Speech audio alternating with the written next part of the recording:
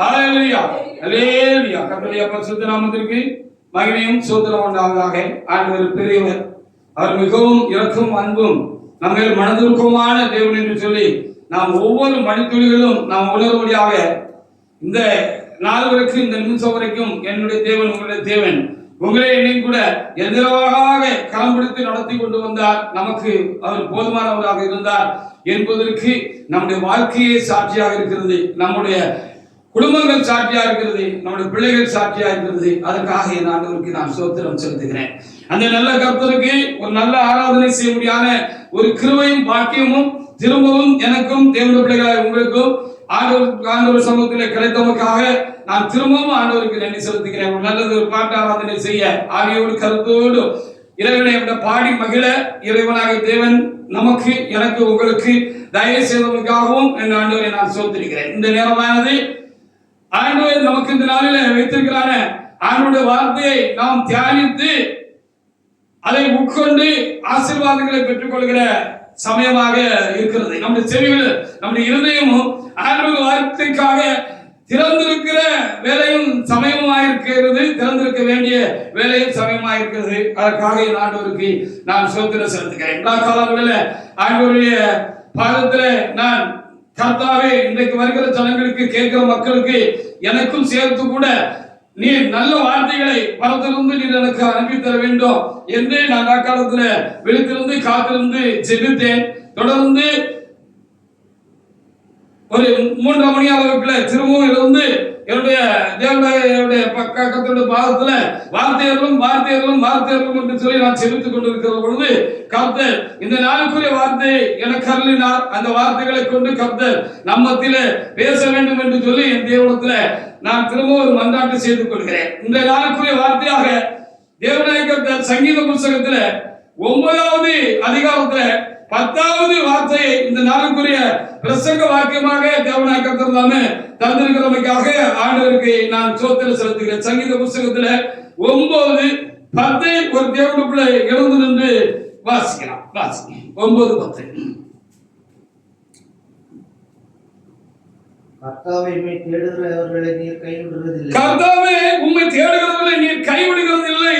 ஆதலால் நாம் உமது நாமத்தை அறிந்தவர்கள் உம்மை நம்பி இருப்பார்கள். ஆதலால் உமது நாமத்தை அறிந்தவர்கள் உம்மை நம்பி இருப்பார்கள் என்று நல்ல வார்த்தையை கர்த்தர் நம்பிக்கை ஊட்டும்படியான ஒரு தைரியம் ஊட்டும்படியான ஒரு வார்த்தையை தேவனாய் கர்த்தர் இந்த நாளில் நமக்கு தந்திருக்கிறார். அதற்காக நாம் தேவனை நாம் ஸ்தோத்திரிப்போமாக.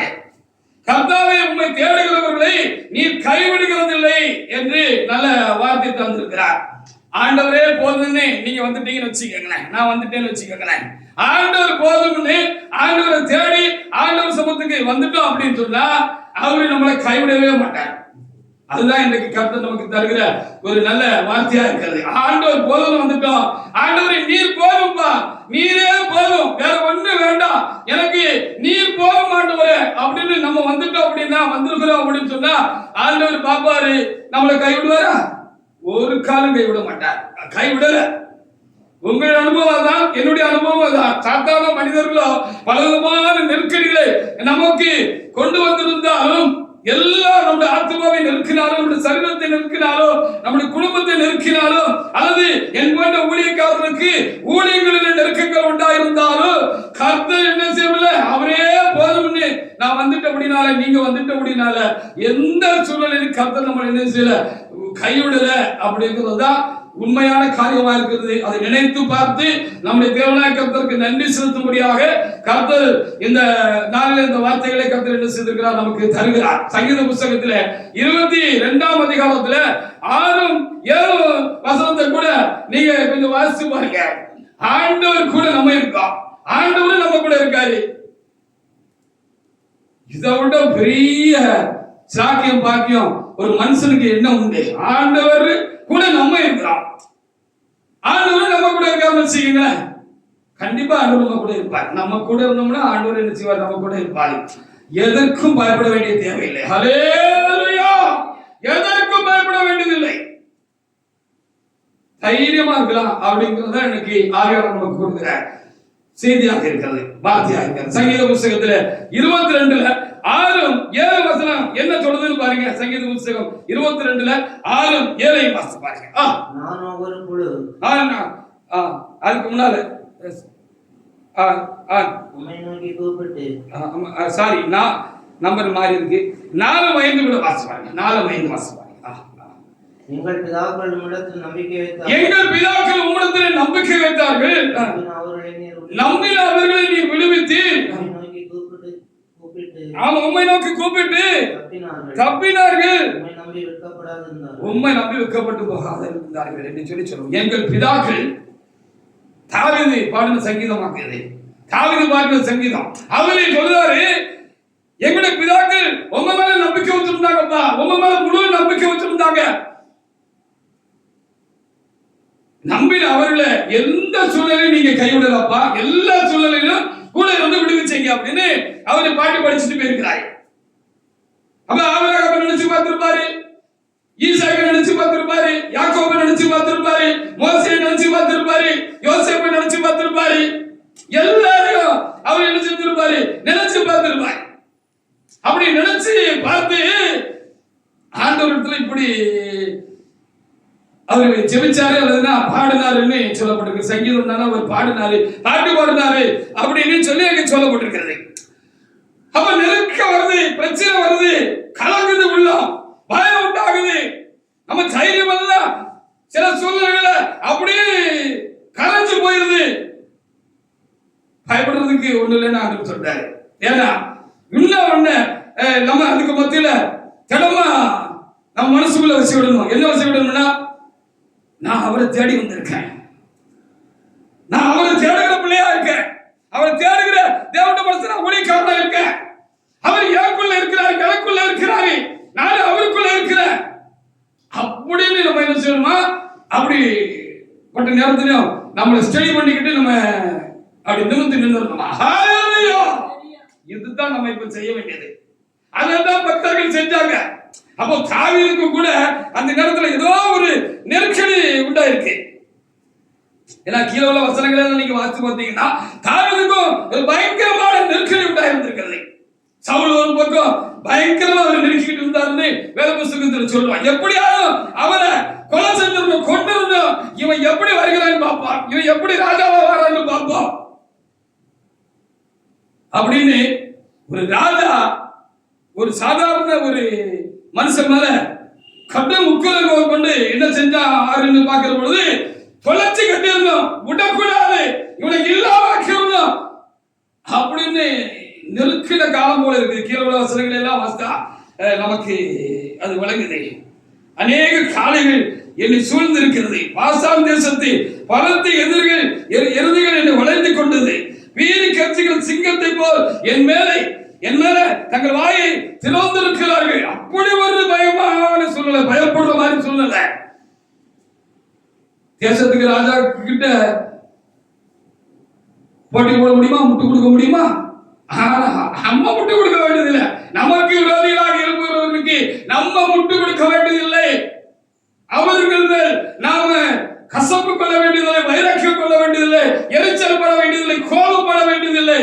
நம்ம அமைதியா தேவனை நோக்கி பார்த்தா போதும்.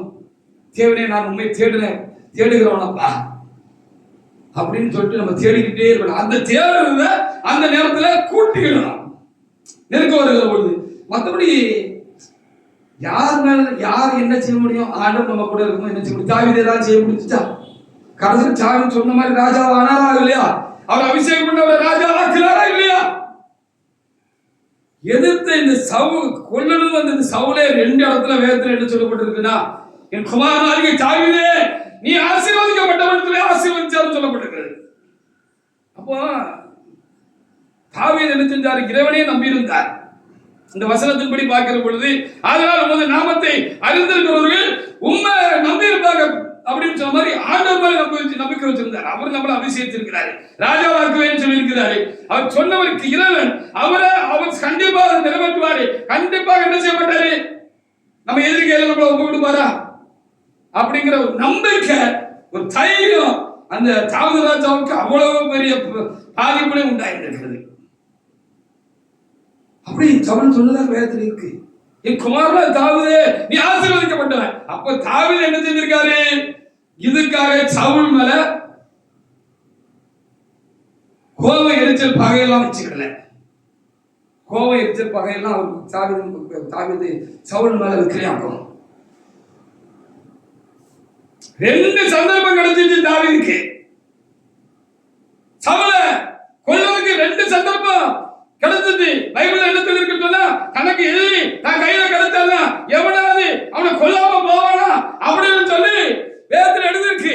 ஆனா தாவீது என்ன செஞ்சார்? 2 சந்தர்ப்பம் கிடைச்ச போதிலும் இவ்வளவு தூரம் கொல்றதுக்கு தீவிரமாக இருந்தான சவுலுக்கு மேல எந்த கசப்பு வைராக்கியம் எந்த பகையும் வைக்கல. 2 நேரம் சந்தர்ப்பம் கிடைச்ச போதிலும் அதை விட்டுட்டாரு. என்ன சொல்லி விட்டுட்டாரு? கர்த்தர் அபிஷேகம் பண்ணனே தேவனுடைய மனுஷன், அவன் மேல கை போட்டு யாராவது தப்ப முடியுமா?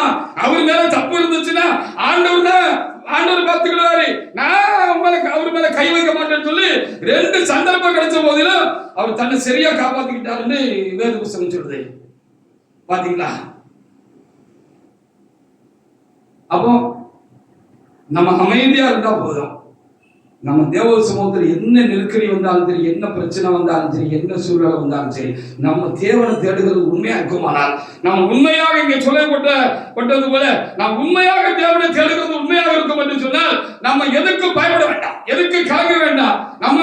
நம்மளை விரோதிக்கிறவங்களை குறித்து நம்ம போட்டு சிந்திச்சுக்கிட்டே இருக்க வேண்டாம். அதை அப்படியே தூக்கி ஒரு ஓரமா வச்சிடலாம், அல்லது அவனோட பாதத்தில் வச்சிடலாம்.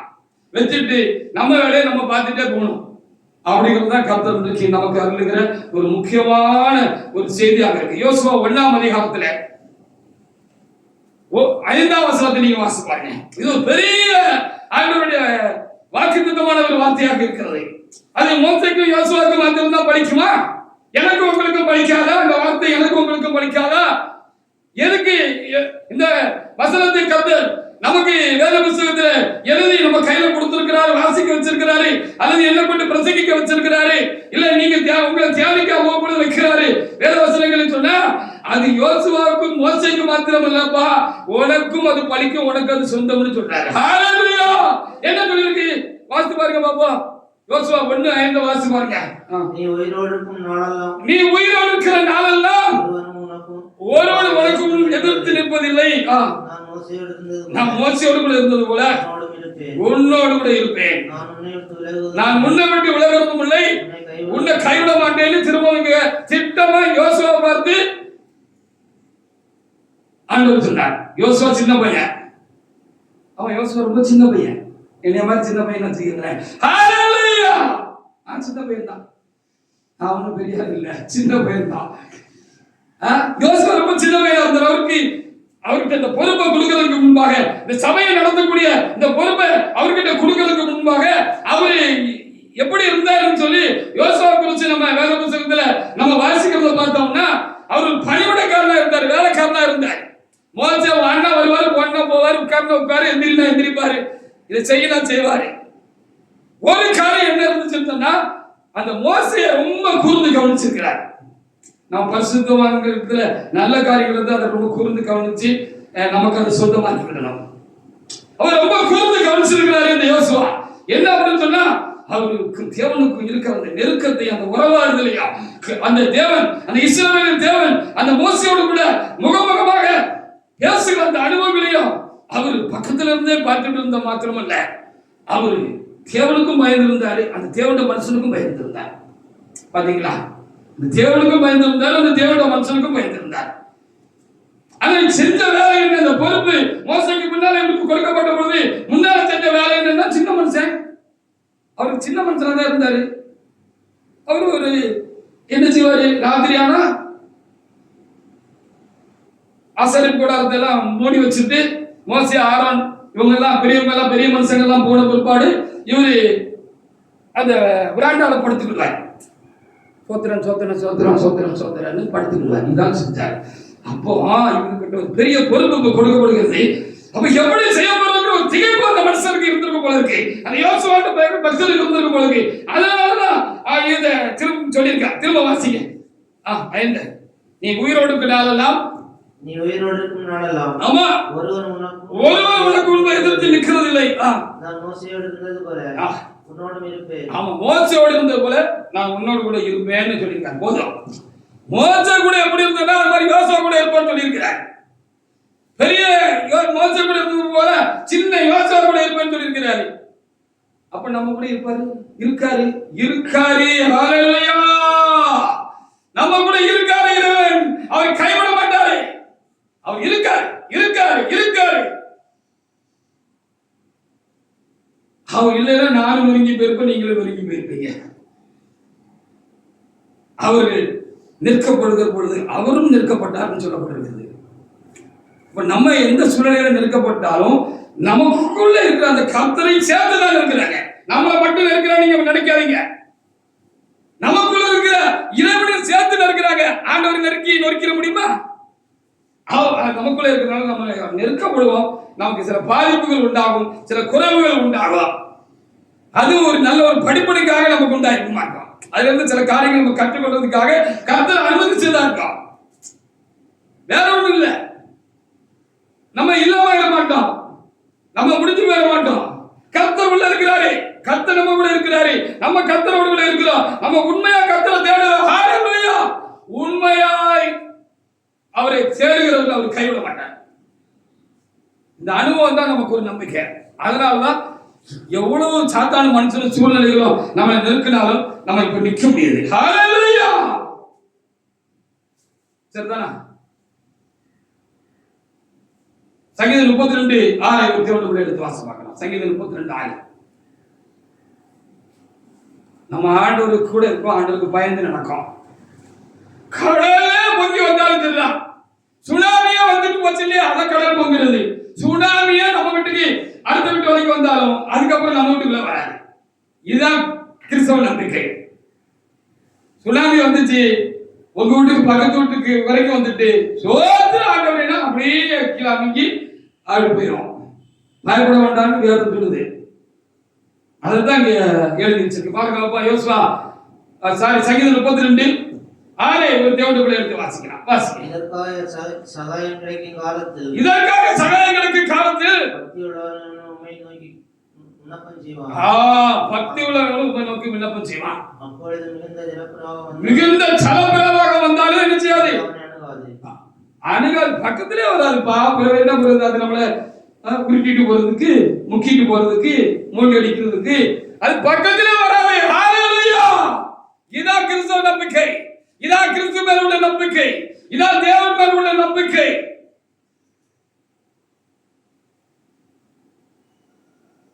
அனுபவம் பெருக நம்பிக்கையும் பெருகும். அப்ப நமக்கு நெருக்க எதிர்கொண்டு புரிஞ்சு பாருங்க. என்ன வந்தாலும் ஆண்டவர் என்ன செய்ய மாட்டார், நம்ம கூட இருப்பாருங்கிறத நம்ம இன்னும் தெளிவா நம்ம மண்டைக்கு ஏறணுங்கிறது தான் எனக்கு வந்தாலும் உங்களுக்கு வந்தாலும் வந்திருக்கு. இப்போ ஒரு பெரிய நம்பிக்கை இருக்கு இல்லையா? நம்பிக்கை, அந்த அனுபவத்தினால ஒரு பெரிய நம்பிக்கை இருக்கு. அப்ப கடலே பொங்கி வந்தாலும் அது நம்மளை தொடாது அப்படின்னு இங்க தெளிவா இருக்கு.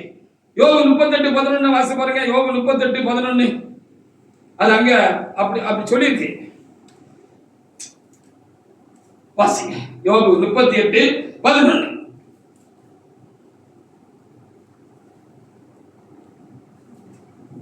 இம்மட்டும் வா மிஞ்சி வராதே, அலைகளின் பெருமை அடங்க கடவுது. அலைகளின் பெருமை எனக்கு அடங்க கடவுது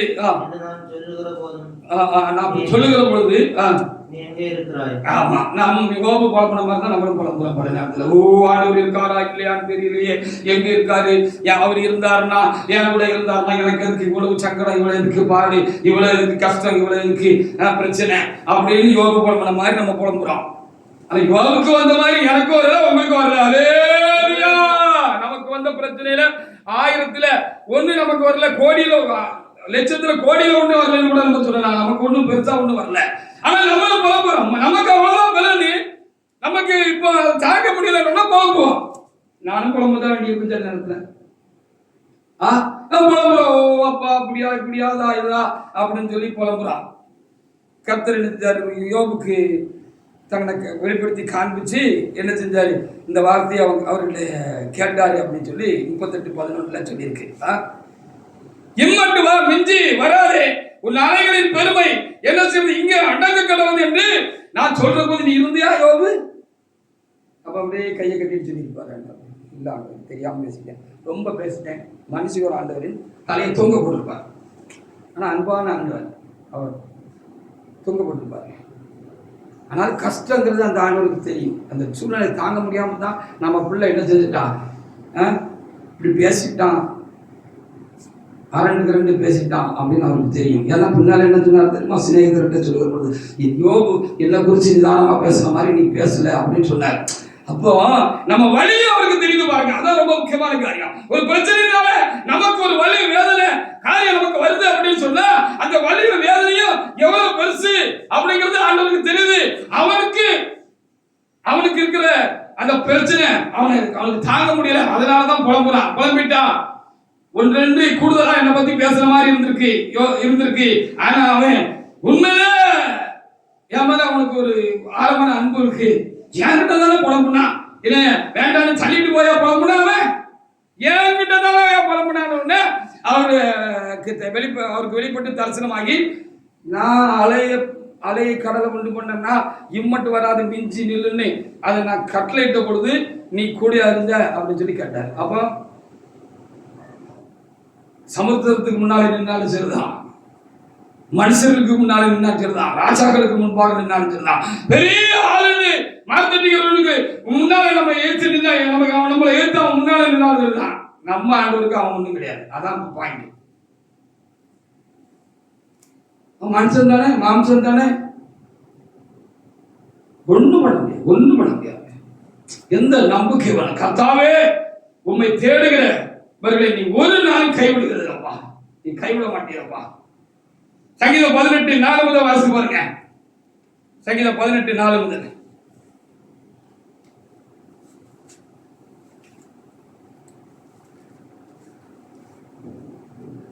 மரணக்கட்டுகள் என்னை சுற்றி கொண்டது. மரணக்கட்டுகள் என்னை சுற்றி கொண்டது. செத்து போய் நினைச்சாரு. துர்ப்பிரச்சாரம் என்னை பயப்படுத்தினது. துர்ச்சன பிரவாகம், அதாவது பொல்லாத மனிதர்கள் எனக்கு தீங்கு செய்த துர்ச்சனமான மனங்கள் ஜனங்கள் என்ன செஞ்சாங்க, என்ன சுத்தி நிக்கிறாங்க. தாவீதுக்கு அப்படி ஒரு நெருக்கடி இருந்துச்சு. பாதாள கட்டுகள் என்னை சூழ்ந்து. ஆமா, பாதாளம் தான் முடிஞ்சு போச்சு, கதை முடிஞ்சு போச்சுன்னு நினைக்கிற மாதிரி தாவீதுக்கும் வந்துச்சு. மரண கண்ணிகள் என் மேல் விழுந்தது. எனக்கு உண்டான நெருக்கத்திலே கர்த்தரை. அப்ப என்ன செஞ்சாரு? புலம்புனாலும் ஆண்டவர்கிட்ட புலம்புனாரு. யோபா இருக்கட்டும், பக்தர்கள் யாரா இருக்கட்டும், எங்க போய் புலம்புனாங்க தெரியுமா? தனக்குள்ளே புலம்பிக்கிட்டு இருக்கல, மனைவிட்ட புலம்புல, பிள்ளைகிட்ட புலம்புல, புருஷகிட்ட புலம்புல. அவங்க எங்க போய் புலம்புனாங்க? புலம்ப வேண்டியது எங்க போய் புலம்புனாங்கன்னு நமக்கு திட்டமா எழுதிட்டு இருக்கு. ஆண்டவர்கிட்ட போய் கூப்பிட்டாங்க, புலம்புனாங்கன்னு வச்சுக்கோங்களேன். எனக்கு உண்டான நெருக்கத்திலே கர்த்தரை நோக்கி கூப்பிட்டு என் தேவனை நோக்கி அபயமிட்டேன். என் தேவனை நோக்கி என்ன செஞ்சு அபயமிட்டேன். தமது ஆலயத்திலிருந்து என் சத்தத்தை கேட்டார். தமது ஆலயத்திலிருந்து கேட்பார், கண்டிப்பா கேட்பார். கேட்க போய் தான் இருக்கோம், கேட்க போய் தான் இருக்கோம். அது மட்டும் நினைச்சுக்கோங்க. வாசிங்க. கூப்பிடுதல் அவர் சந்தையில் போய். ஆமா, அவர் செவியில் ஏறிட்டு. ஆமா, நம்ம கூப்பிட்டோம்னா அவர் செவியில போய் சருன்னு ஏறுமா. லேசாலாம் ஏறாது, செவியில் ஏறிட்டு அப்படின்னு சொல்லிருக்கு. நம்ம கூப்பிட்டோம்னா அது மெதுவா போகாது. இயேசுவே அப்படின்னு நீங்க துக்கம் தாங்காம துக்கம் தொண்டு அழைக்கிற பொழுது பாதிப்பு அதிகமாக போது தாங்க முடியாம இயேசுவே அப்படி நீங்க கூப்பிட்டுட்டீங்க வைங்களா, சருன்னு போய் என்னப்பா அப்படின்னு அவர் காத்துல போய் அது ஏறிடுமா.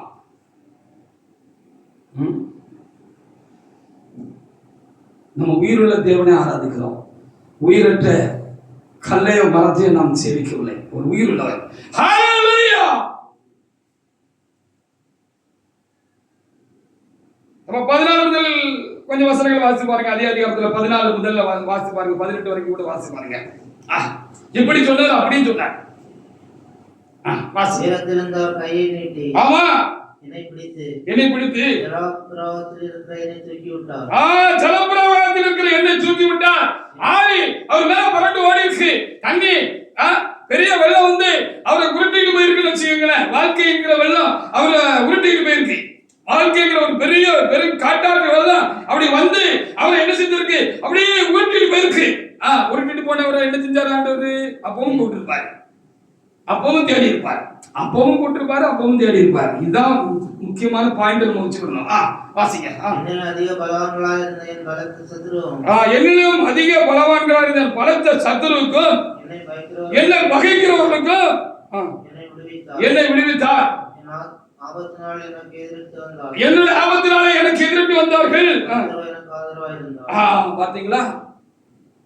ஒண்ணு நினைச்சுக்கணும், எப்போ நம்ம பக்கத்துல ஆண்டவர் இருக்கிறாரு, நமக்கு பக்கபலமா ஆண்டவர் இருக்காரு, நமக்கு தான் அவர் ஆதரவு அப்படின்னு நம்ம நினைச்சுக்கிடணும். அதான் உண்மை, அதான் உண்மை. ஹல்லேலூயா. நீதி எங்கே இருக்கிறதோ, நியாயம் எங்கே இருக்கிறதோ, உண்மை எங்கே இருக்கிறதோ, பயபக்தி எங்கே இருக்கிறதோ, பரிசுத்தம் எங்கே இருக்கிறதோ, எங்கே தேவ அன்பு குடிகொண்டிருக்கிறதோ, எங்கே தேவனுக்கு பயப்படுகிற பயம் எங்கே இருக்கிறதோ, யார்கிட்ட இருக்கிறதோ, அவர் ஒத்தில இருந்தாலும் அவர் கூட ஆண்டவர் இருப்பார். ஹல்லேலூயா. ஒத்தையில இருந்தாலும் ஆண்டவர் இருப்பார், ஒத்தையில இல்ல அவர் கூட ஆண்டவர் இருப்பார். அதான் நம்பிக்கை, அதான் உண்மை, அதான் யதார்த்தம், அதான் அனுபவம்.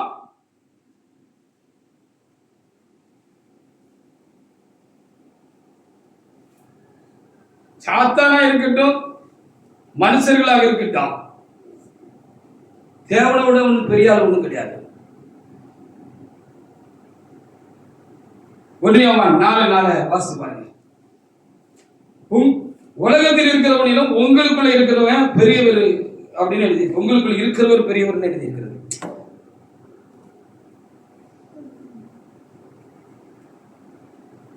அதிகமான இழுக்க ஞானியும் பைத்தியமாக்குன்னு சொல்லப்பட்டிருக்கிறது. ஞானம் பெற்றவர்கள் கூட ரொம்ப பாதிப்பு வந்துட்டு, அதிகமான இடுக்க வந்துட்டு, நெருக்க வந்துட்டு, பாதிப்பு வந்துட்டுன்னா அவனும் பைத்தியமாயிருவான்னு சொல்லி எழுதிருக்கு. அது நம்ம மட்டும் விதி விளக்கு இல்லையே, நானும் விதி விளக்கு இல்லை, நீங்களும் விதி விளக்கு இல்லையே. வாசிக்க 1 யோவான் 4:4. பிள்ளைகளே, நீங்கள் தேவனால் உண்டாயிருந்து அவர்களை நீங்கள் ஜெயித்தீர்கள். ஆமா, நம்ம தேவனால உண்டாயிருக்கிறோம். நம்ம உலகத்தை ஜெயிச்சிருக்கிறோமான்னு பார்க்கலாம். உலகத்தை ஜெயிச்சு நம்ம தேவனோடு இருக்கிறோம் அப்படின்னு சொன்னா, எந்த சூழ்நிலையிலும் நம்ம பாவம் செய்யல. கர்த்தருடைய வார்த்தை ஒன்று சொல்லியிருக்க, கர்த்தர் நம்மிடத்தில் பேசியிருக்க, அதற்கு மாறா எந்த சூழ்நிலையிலும் என்ன நெருக்கடி வந்தாலும், மனுஷர்கள் இருக்கிறாலும், சூழ்நிலை இருக்கிறாலும், என்ன வந்தாலும் சரிதா, என்ன செய்யக்கூடாது, நம்ம அசையாம அப்படி இருந்துடணும். குரங்கப்படியா பிடிச்சிட்டு இருந்துடணும். குரங்குப்படின்னு உண்டு. குரங்கு கொப்பை பிடிச்சிட்டுனா என்ன காத்து அடிச்சாலும் சரிதான், புதையலே வந்தாலும் சரிதான், அது என்ன செய்யாதான், விடாதான். அதான் குரங்கு பிடிங்கிறது. குரங்கு பிடிச்ச மாதிரி பிடிச்சு விடணும். ஆண்டவரை பிடிச்சுக்கணும், ஆண்டவரை வார்த்தையை பிடிச்சுக்கணும், அவருடைய சமூகத்தை பிடிச்சுக்கணும். நம்ம இதான் சபையை தெரிஞ்சுக்கிட்டோம், சபையை பிடிச்சுக்கிடணும், இதான் சத்தியம் தெரிஞ்சுக்கிட்டோம். எந்த காலத்துல சத்தியத்தையும் பிடிச்சுக்கிடணும். பிடிக்க வேண்டியதான் உடம்புபடியா பிடிச்சுக்கிடணும். அதுதான் பிள்ளைகளை நீங்கள் தேவனால் உண்டாயிருந்து அதுக்கு மாற வந்ததெல்லாம் செஞ்சுட்டோம்னு அர்த்தம். சரிதானே? வந்து ஒரு இடத்துல நம்ம ஆண்டவரை விட்டு கொடுக்கலன்னு வச்சுக்கோங்களேன், நம்ம கர்த்தருடைய வார்த்தையை விட்டு கொடுக்கலன்னு வச்சுக்கோங்களேன், இதான் ஜெயிக்கிறது. ஜெயிக்கிறது என்னது?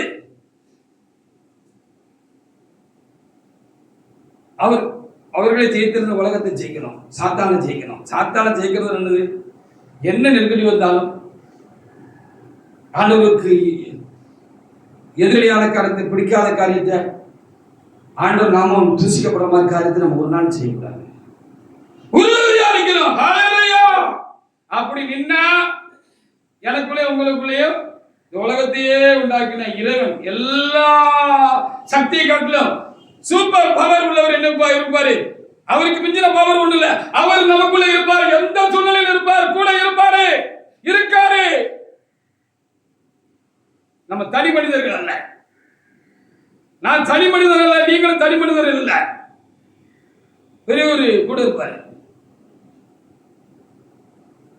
அவர் கூட இருக்கும்போது யாரும் நமக்கு என்ன செய்ய முடியும்? ஒன்னும் செய்ய முடியாது. ஒன்னும் செய்ய முடியாது, முடியாது, முடியாது.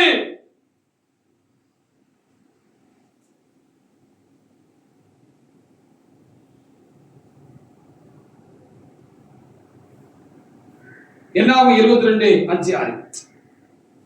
பிரியாம் ஒரு தீர்க்கதரிசின்னு பேர் புத்தகத்தில் எழுதப்பட்டிருக்கிறது. இருந்தாலும் உத்தமமான ஒரு மனுஷனா அவர் இல்லை. அவர் அப்பப்போ கொஞ்சம் பல்ட்டி அடிக்கிறவரு போல இருக்கு. அப்பப்போ கொஞ்சம் பல்ட்டி அடிச்சுக்கிடுவாரு. ஊழியக்காரங்கள்ல உறுதியா இருக்கிறவங்க இருக்காங்க, அப்பப்போ பல்ட்டி அடிக்கிறவங்க இருக்காங்க. நம்ம தான் தெரிஞ்சுக்கிடணும். நான் சொல்லி காத்து வழக்குதாவது அவரே பல்ட்டி அடிச்சா அப்புறம் அவருக்கு பின்னால் போற நம்ம எப்படி உறுதியா இருக்க முடியும்? அவ ஊழியக்காரர்கள் பல்ட்டி அடிக்கிறவங்களும் இருப்பாங்க, என்ன வந்தாலும் அப்படி எப்படி அசையாம இருக்கிறவங்களும் இருப்பாங்க. இப்போ இந்த பிள்ளையாம் வந்து அப்பப்போ பல்ட்டி அடிக்கிறாரு. ஏற்கனவே பல்ட்டி அடிச்சு அனுபவத்தினாலதான் அந்த பாலாக்குங்கிறதான அந்த மோவாபிய ராஜா ஒரு பெரிய கூட்டம் வந்திருக்குப்பா. இந்த பூமியை மூட அளவுக்கு ஒரு பெரிய கூட்டம் வந்திருக்கு, லட்சக்கணக்கான மக்கள் வந்திருக்கு. அவங்க இதுவரைக்கும் சேர்த்துக்கிட்டு வந்திருக்காங்க, எந்த இடத்துலயும் தோக்கல. அதனால எங்களுக்கு விரோதமா யுத்தம் செய்ய முடியாது வந்திருக்கிறாங்க. அவங்க எங்களை ஜெயிச்சிடாம இருக்கணும்னா எனக்கு ஒண்ணு தோணுது, நீ அதே கர்த்தர் தானே நீ தொழுது கொள்ளுதியா, அந்த கர்த்தருடைய தீர்க்கதரிசி தானே நீ சொல்றியா, அவன் நீ வந்து அந்த ஜனங்களை நீ சலிச்சிட்டு அப்படின்னு சொன்னா நாங்க அவங்களை சேர்ச்சிடலாம் அப்படின்னு பிளான் போட்டு மோவாப் என்ன செஞ்சாராம், மோவாப்புடைய அந்த ராஜா பாலாக்கு பிள்ளையாமா கூப்பிட்டாருன்னு சொல்லப்பட்டிருக்குது. நம்மால கொண்டே நம்மளை பலம் பார்க்கறது வேலை சாத்தா நல்லா செய்வான். நம்ம வீக்கா இருந்தோம்னா வாசிக்க பார்ப்போம். என்ன 22:5-6 கூப்பிட்டான், பாலாக்கு கூப்பிட்டான். என்ன கூப்பிட்டான் வாசிங்க. அவன் தேவரின் குமாரனாய் பிலேயாமை அழைக்கும்படி அவன் தன் சந்ததியரோட தேசத்திலே நதியருகே இருந்தார். ஆமா, 10 பேர் பெத்தூக்கு ஸ்தானாதிபதிகளை அனுப்பி எப்சிலிருந்து ஒரு ஜனக்கூட்டம் வந்திருக்கு. ஆமா, ஏப்சிலிருந்து ஒரு பெரிய கூட்டம் வந்திருக்குப்பா. அவர்கள் பூமியின் விசாலத்தை மூடி எதிரே இறங்கி இருக்கிறார்கள். ஆமா, இறங்கி இருக்கிறாங்க. அவர்கள் என்னன்னு மறவான்கள் பெரிய ஆளுக்கப்பா, அவங்க தேவனுடைய ஜனங்களப்பா, அவங்களை தொட முடியாதுப்பா. ஆகிலும் நீர் ஆசீர்வதிக்கிறவன் விளையாமே நீரும் கர்த்தருடைய நாமத்தை கொண்டு தீர்க்க தரிசனம் சொல்றவர் தானே. நீர் சபிச்சீங்கன்னா அவளை சபிச்சிடலாம், ஆசீர்வதிச்சிடலாம். நீ வந்து அந்த தேவனுடைய ஜனங்களை ஆசீர்வதிக்கப்பட்ட சபியம் அப்படின்னு கூப்பிட்டு ஆரம்பினாருன்னு சொல்லி சொல்லப்பட்டிருக்குது. நீர் சபிக்கிறவன் சபிக்கப்பட்டவன் என்று அறிவேன். ஆதலால் நீர் வந்து எனக்காக அந்த ஜனத்தை சபிக்க வேண்டும். அப்பொழுது ஒருவேளை நான் சொல்லுங்க அவர்களை முறையடித்து அவர்களை தேசத்திலிருந்து திருத்திடலாம் என்று சொல்ல சொன்னார். ஆமா, நமக்குள்ள ஊடி வேலை பார்க்கிற வேலையை சாத்தம் பார்க்கான்னு நினைச்சுக்கோங்க. நமக்குள்ளே பகை உண்டாக்குறான் அப்படின்னா அது யார் வேலைன்னு பார்த்துக்கோங்க. சாத்தான் வேலையாங்கும். இந்த உலகத்தின் அதிபதியா இருக்கிற, இந்த உலகத்துக்கு ராஜாவா இருக்கிறவன் தான் நமக்குள்ள பகை உண்டாக்குறது, ஊடி வேலை பார்க்கறது, நமக்கு விரோதமா ஒருத்தர் எழுப்பி விடுறது. விளங்குதா? அப்போ இவர் பல்டி தீர்க்கதரிசி காசுக்காக, பொருளுக்காக, பேருக்காக, பெருமைக்காக இவர் பல்டி அடிக்கிறாரு. இவர் பல்டி அடிச்சிடலான்னு பார்த்தாரு. ஆனா ஆண்டவர் பல்டி அடிக்க விட்டாரா? அந்த இவர் வாயினால அவங்க ஆசீர்வதிச்சிருந்தார். ஹல்லேலூயா.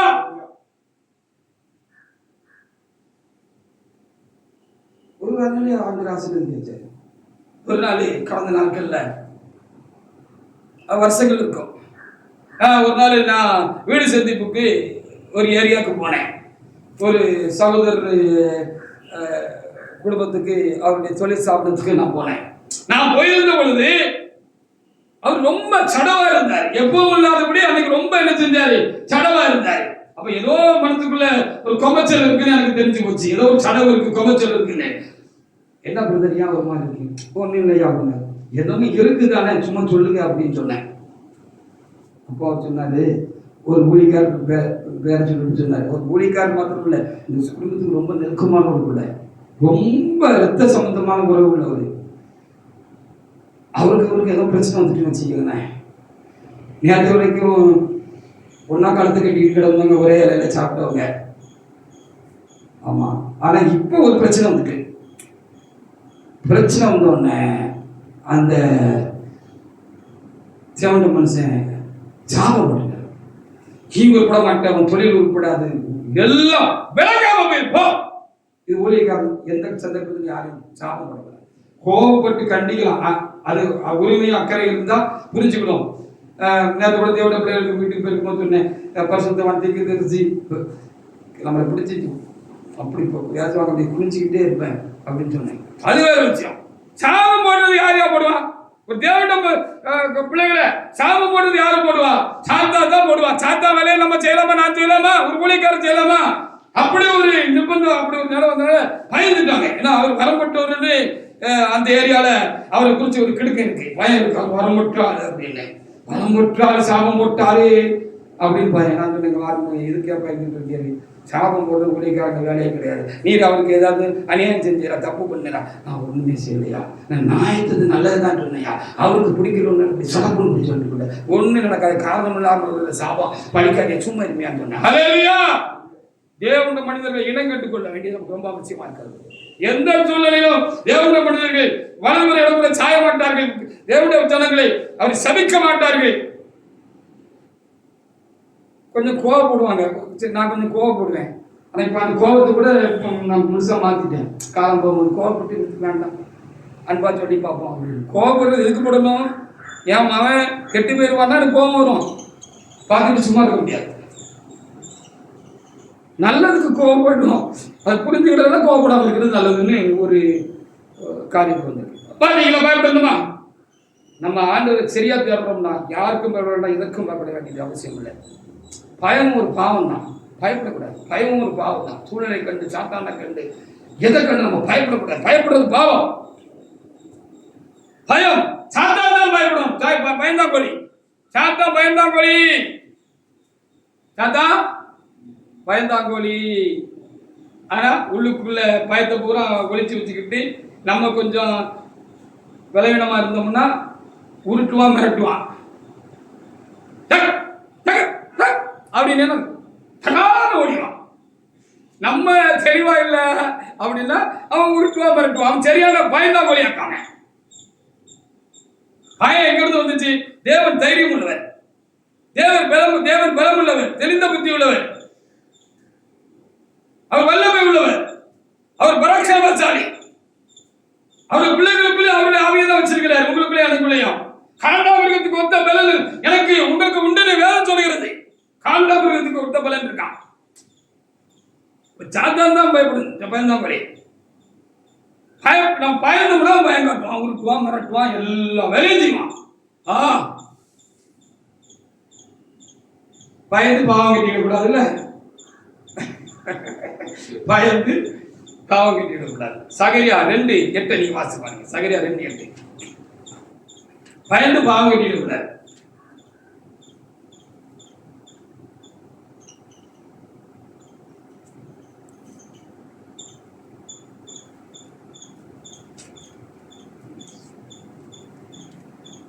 வாசி.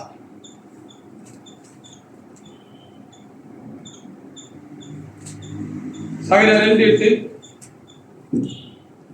பிற்பாடு மகிமை உண்டாகும்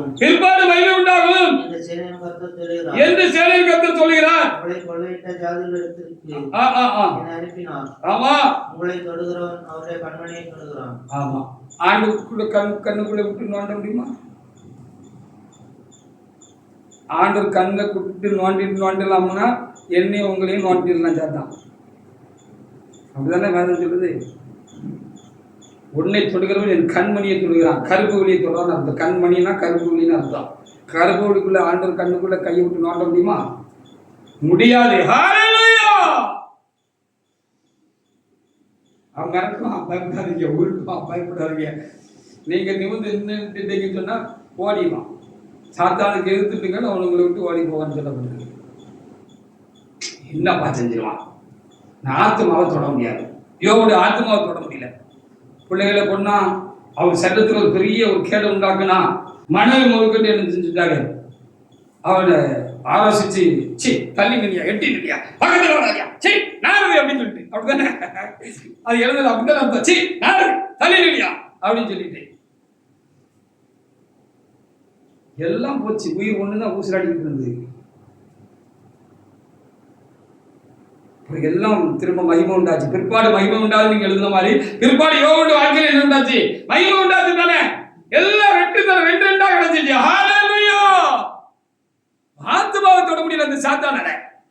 உறுதியா இருந்தார் தேவனுக்குள்ள, தேவனுடைய காரியத்துல உறுதியா இருந்தார். பார்த்தீங்களா? அந்த உறுதி தான் நமக்கு இப்போ வேணும். சரின்னா அப்படியே பின்னால் போய்கிட்டே இருங்க. ஒரு தேவண்ட மனிதன் ஒரு ஊழியக்காரர் சரியா இருக்கிறவங்க நீங்க அனுபவத்தில் அறிஞ்சுக்கிடணும், கடவுள்கிட்ட கேட்டு தெரிஞ்சுக்கிட்டு அது சரின்னா அவங்க பின்னாலே போங்க. கூட்டத்தை பார்க்க வேண்டிய அவசியம் இல்லை நமக்கு. அவருக்கு மோச்சம் போய் சேருவாரா அதான் முக்கியம். நம்ம அவர் பின்னால் போனால் நம்ம போய் மோச்சம் போய் சேருவோமா, இதுதான் வாழ்க்கையில முக்கியம். இப்போ ஆத்மா தொட முடியலன்னா செத்தே போயிட்டேன்னு வச்சுக்கோங்களேன். அடுத்த நிமிஷத்துல அடுத்த நொடியில கண்ணை தொம்முன்னு தலை கீழே தொக்குன்னு விழுந்து உடனே அடுத்த அப்படி பார்த்தா நான் ஆண்டவருக்கு பக்கத்தில் நின்று விட்டுருப்பேன். ஆண்டவரே இன்னும் மறந்து போவேன் என்று சொன்னால் நீ உம்மோடு கூட நான் பரதேசில இருக்கணும்னு சொல்லி கேட்டதாரு. ஆமா, ஆண்டவர் கூட பரதேசில இருப்போம். ஹalleluya. நான் சாவன் செத்தாலும் சாவோம். கிறிஸ்து எனக்கு ஜீவன், சாவு எனக்கு ஆதாயம் என்று வேதம் சொல்கிறது. சாத்தாலும் செத்தாலும் இறைவனுடைய பழி பாதத்திலே செஞ்சிடும். அப்படி ஒண்ணும் என்னை குறித்து உங்களை குறித்து ஒரு சித்தம் வச்சிருக்கிறாருன்னு வச்சுக்கீங்களேன்.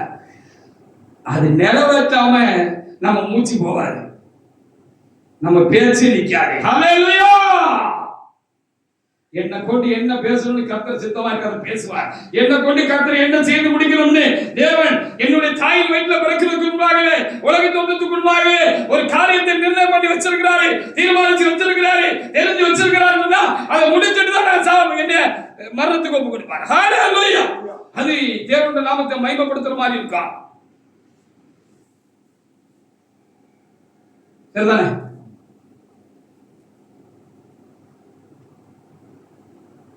எஸ்ஐயா 54:17.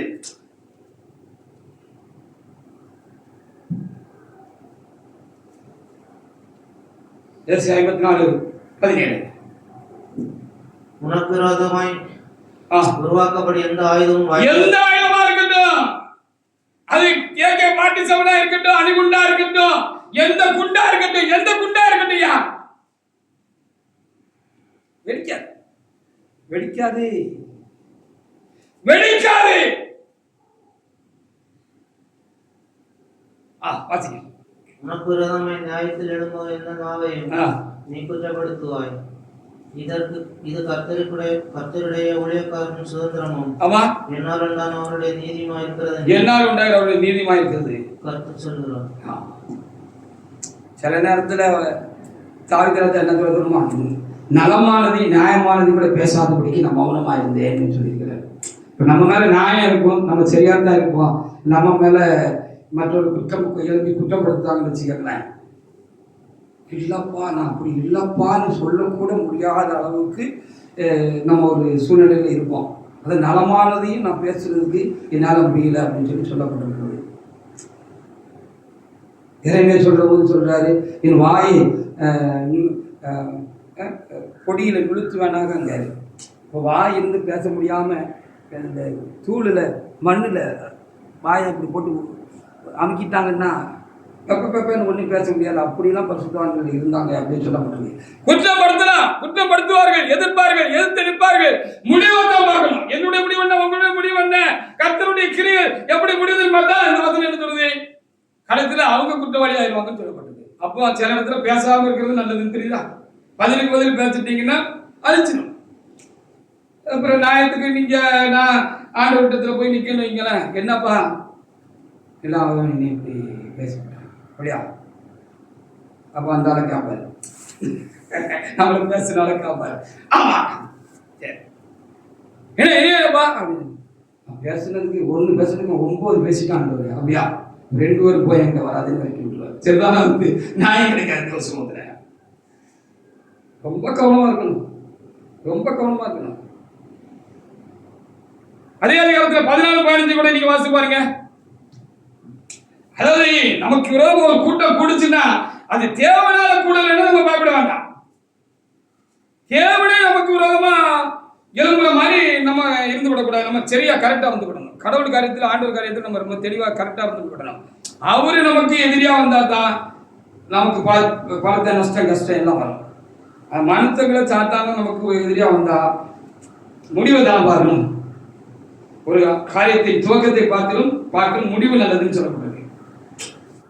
முடிவு தானே நம்ம பார்க்கலாம். வாசிப்பாங்க. நீ நீதியினால் ஸ்திரப்பட்டிருப்பாய். நீதியினால் ஸ்திரப்பட்டிருப்பாய். கொடுமைக்கு தூரமாவாய். பயமில்லாதிருப்பாய். பயமில்லாதிருப்பாய். சீலுக்கு தூரமாவாய். அது உன்னை அணுகாது. இதோ உனக்கு விரோதமாய் கூட்டம் கூடினால் அது என்னாலே கூடுகிற. உனக்கு விரோதமா கூடுறாங்கன்னா அது என்னால கூட்டல சாலமோன். என்னால கூட்டம் இல்ல சாலமோன் அப்படின்னு சொல்லப்படுது. இவர்கள் உனக்கு விரோதமாய் கூடுகிறார்களோ அவர்கள் உன் பட்சத்தில் வருவார்கள். ஆமா, கூட வருவார்கள். அவங்களே அரசாங்கம் மட்டும் வந்து ஒப்புரவாங்கன்னு சொல்லியிருக்கு. ஒப்புரவா வந்தாங்கன்னா எந்த நிபந்தனையும் நம்ம வைக்க கூடாது. தேவன் எதிர்பார்க்கிறது தேவன் மன்னிச்சாதான் நம்ம செஞ்ச எல்லா பாவத்தையும் அக்கிரமத்தை எல்லாத்தையும் மன்னிச்சாதான். கொஞ்சம் நெஞ்ச பாவமா நானும் நீங்களும் செஞ்சோம் ஆண்டவர் அறிந்ததுக்கு முன்னால ஆண்டவர்கிட்ட வந்து மன்னிச்சு வருப்பா சொல்லும் போது ஏதாவது பேசினாரா? ஒன்றும் பேசல. மன்னித்தேன் மகனே அப்படின்னு சொல்லி சொன்னாருடைய எதையும் கடந்த காலத்தை குறித்து எதையும் யோசிக்கல, பேசல, கேட்கல. பாத்தீங்களா? இங்கே நாங்கள் ஒரு பெரிய எதிர்ப்புக்கு மத்தியில் தான் நாங்கள் ஊழியை செஞ்சுக்கிட்டு இருக்கிறோம். எதிர்ப்புக்கு மத்தியில் நான் நேற்று கூட தேவனத்தில் பேசும்போது சில காரியங்களை நான் சொன்னேன். அது உண்மை. இது இப்போ கொஞ்சம் அடங்கி இருக்கு. அப்படி செஞ்சவங்களும் ஆண்டு அடக்கி போட்டுட்டார். அடக்கிட்டார். இப்போ கொஞ்சம் அடங்கி இருக்கு. அடக்கி இருக்கிறாங்க. ஒரு நாள் நான் ஒரு வெளிப்படுத்திருக்கேன். நான் இங்கே உட்காந்துருக்கிறேன், மனைவி இங்கே உட்காந்துருக்குறாங்க. இந்த பூம்பு மாடுன்னு ஒன்று இருக்கும் தெரியுமா? அந்த இந்த ஒரு மாடு இருக்கும். அந்த மேலெல்லாம் இந்த கொம்புலையெல்லாம் இது மாட்டி ஒருத்தன் வீடு வீடாக கொண்டு வருவான். பார்த்துருக்கீங்களா? அப்படி அவங்க சாமி பேரை சொல்லி ரோல் பண்ணுவான். அப்படி அந்த மாதிரி ஒரு காலை, பயங்கரமான காலை, பார்த்தா மகா பயங்கரமாக இருக்குது. மேலெல்லாம் பிரிண்டு ஊசி பொட்டெல்லாம் சொல்லி திடீர்னு நான் ஏற்றி பார்க்குறேன். அது அவன் அதை விரட்டி விடலாம். எங்கே விரட்டி விடலாம்? அந்த உட்காந்துருக்கான் பாரு 2 பேர், அவனை போய் குத்திட்டுவான், மூட்டி சாட்சி சோலையை முடிச்சிடுவான் அப்படின்னு விரட்டி விடலாம். அது என்ன சொல்லலாம், அது ஏறி விடலாம். அதை பார்த்த உடனே திடீர்னு ஒரு பவர் வந்த உடனே நான் உட்கார்ந்து எந்திரிச்சு ஏற்று ஓடுறேன். பயப்படுறேன். நான் இல்லை, எனக்கு ஆவியானுடைய செயலை தான் அது காட்டுது. நான் பலவீனமான மனிதன் தான், நீங்களும் பலவீனமான. எனக்குள்ள இருக்கிற ஆவியானவர் நான் அற்பமா தெரியலாம். அவனுக்கு நோஞ்சா மாதிரி இருக்கான. இந்த ஊருக்கு வந்து ஊத்துல பார்த்தீங்கன்னா இப்போ அது கொஞ்சம் பாஸ்டர்ன்னு சொல்றது கொஞ்சம் உடம்பு போட்டுருக்கு. எப்படி இருந்துன்னு உங்களுக்கு தெரியும். ஞங்கின்னு இருந்தான் தானே, பார்த்தாலே பரிதாபமா இருந்திருக்கான். அவன் அப்படி கணக்கு போட்டானா எனக்கு தெரியல, அப்படி சேட்டை பண்ணிவிட்டான். ஏன் ஓடி நான் என்ன செய்யலாம் அப்படின்னு சொல்லி பார்க்கிற பொழுது போய் அந்த 2 கொம்பையும் அந்த பசுத்தாடு வளமெல்லாம் குதிச்சு அப்படி அந்த கொம்பை முறிச்சிட்டேன். அது வான்னு அலறிக்கிட்டு அது வெளியில ஓடும். இப்படி நிறைய வெளிப்படுத்தல்கள் உண்டு, நிறைய சம்பவங்கள் உண்டு. ஆனால் நத்தியமுண்ட பிள்ளைகளே, எதுவும் நம்ம ஒன்றும் பண்ண முடியாது. கர்த்தரை அனுமதிக்கிற வரைக்கும் ஏதாவது சில காரியங்கள் நமக்கு குறை உண்டாகிற மாதிரி தெரியும். அந்த முடிவு அது என்ன செய்யும், ரொம்ப அது சரியாக இருக்கும் என்று சொல்லி நம்ம என்ன செஞ்சுக்கணும், நம்ம அதிகமாக நம்ம நினச்சிக்கணும். இந்த ஒரு தாயார் உட்காந்துருக்குறாங்க, நம்ம வீட்டு ஐயா. ஆரம்பத்தில் நம்ம சபைக்கு ரொம்ப கொஞ்சம் அது சத்தம்லாம் போடுவோமா அந்த முடிவெடுத்த படத்தில். அப்புறம் நீங்களாம் உண்டுன்னு நினைக்கிறேன். நீங்கள் வந்து கட்ட முடிவு நடக்குமா, பவராக நடக்குமா. அப்போ இங்கே மேஸ்திரி ஐயா கிட்ட ஒரு நாள் வெளியில் பார்த்து நிறைய ரொம்ப சத்தம் போடுது, கல்ல விட்டோம் பார்த்து சாமத்தில் அப்படின்னு சொல்லிட்டாரு. அவன் இவருக்கு வந்து ஆனால் இந்த வகையில் மேஸ்திரி கொஞ்சம் தெனாவட்டான்னு ஆள் தைரியமான விட்டு பாருங்க அப்புறம் நடக்குது நான் பார்ப்போம்னு சொல்லிட்டேன். ஆனால் காலத்தில் என்ன நடந்துச்சு தெரியுமா, அந்த ஐயா மரணத்துக்கு மேலே 2 ஆராதனைக்கு இங்கே வந்தாங்களாமா. இங்கே வந்துட்டு வந்து உள்ள கொண்டு வந்து அங்கே வச்சார். இங்கே வந்து இரவு தொழுது விட்டு போனார்.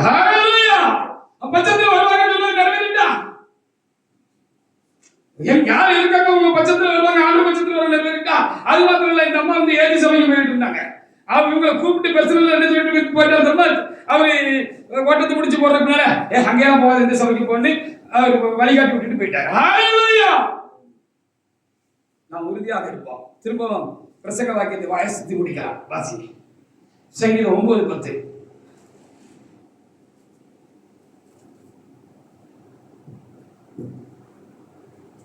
கர்த்தாவை தேடுகிறவர்களை நீர் கைவிடுறதில்லை. கர்த்தாவை உம்மை தேடுகிறவர்களை நீர் என்ன செய்ய மாட்டீர்? கைவிட மாட்டீர். ஆதலால் உம்முடைய நாமத்தை அறிந்தவர் உம்மை நம்பியிருப்பார்கள். ஆமா. அந்த அனுபவம் நமக்கு இன்னும் இறைவன் மேல் ஆழமான நம்பிக்கை உண்டாக்குகிறது. அதனால் நானும் இருக்கிறேன், நீங்களும் ஆண்டவருடைய சமூகத்தில் இருக்கிறீர்கள். நானும் இருக்கிறேன், நானும் நிற்கிறேன், அவருடைய பலத்தினால் இருக்கிறேன். நிற்பேன் நிற்பேன் நிற்பேன். கர்த்தர் இந்த வார்த்தைகளை ஆசீர்வதிப்பாராக. நாம் தேவனாய் கர்த்தர்